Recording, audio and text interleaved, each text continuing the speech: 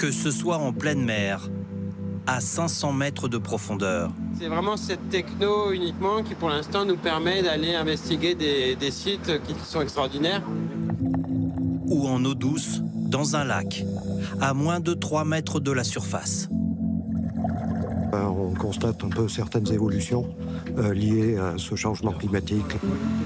Des vestiges vieux de 3000 ans réapparaissent. Des terrains de fouilles encore vierges, le rêve de tout archéologue.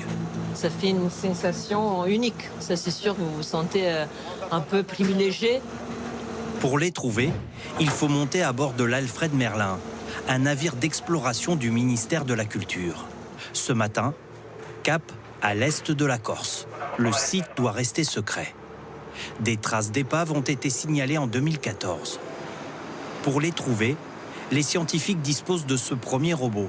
Hilario, c'est son nom, permet d'inspecter un site à 500 mètres de profondeur. On avait cette fameuse limite de la plongée humaine, donc il fallait aller au-delà, d'autant que plus un site est profond, plus on a des chances qu'il soit préservé d'interactions mécaniques extérieures, etc. Il sera accompagné aujourd'hui d'Arthur, un robot capable de travailler à 2500 mètres de profondeur. Au bout de 15 minutes, les premiers indices apparaissent dans la lueur de leur phare. Des morceaux de la coque en bois, des amphores pour transporter du vin, 40 tonnes d'étain. Un chargement précieux pour les Romains. Il permet de fabriquer toutes sortes d'objets.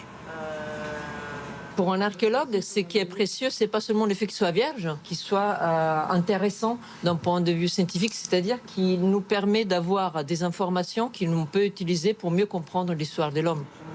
Le navire aurait coulé lors d'une tempête en l'an 10 avant Jésus-Christ. La décision est prise, remonter une cruche et une amphore à la surface. C'est un peu comme la récompense, quoi. C'est la consécration, c'est vraiment ces moments-là où on est un peu plus vivant que d'habitude. Ces deux céramiques romaines viennent de remonter le temps. Elles sont recouvertes de coraux des profondeurs, mais en parfait état. Un moyen de préserver l'histoire intacte. Ça commence à être menacé. Des faits, on a plein de sites qui ont déjà été partiellement détruits par les passages des chaluts. Effectivement, important d'arriver avant pour pouvoir documenter, avant que les sites soient potentiellement endommagés, voire détruits. Jusqu'où ça ira? À 2000 mètres? Ben si, probablement. Une course contre la montre, mais aussi contre le dérèglement climatique, comme ici, au milieu du lac d'Annecy. Les variations du niveau de l'eau mettent au jour des vestiges enfouis depuis des siècles.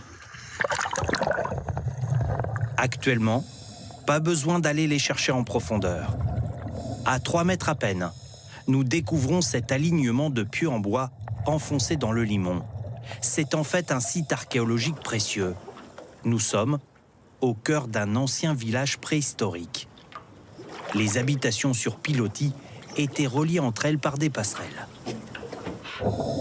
Différents objets du quotidien sortent progressivement des sédiments. Chers collègues, Comme cette parure de ceinture en bronze. là pour le moment, Pour cet archéologue, le fond du lac se creuse, s'érode petit à petit sous l'effet des vagues. les niveaux vont baisser, vont rester bas plus longtemps. On a une navigation qui est de plus en plus importante à certaines périodes. On va avoir l'augmentation des phénomènes climatiques, les tempêtes, la houle.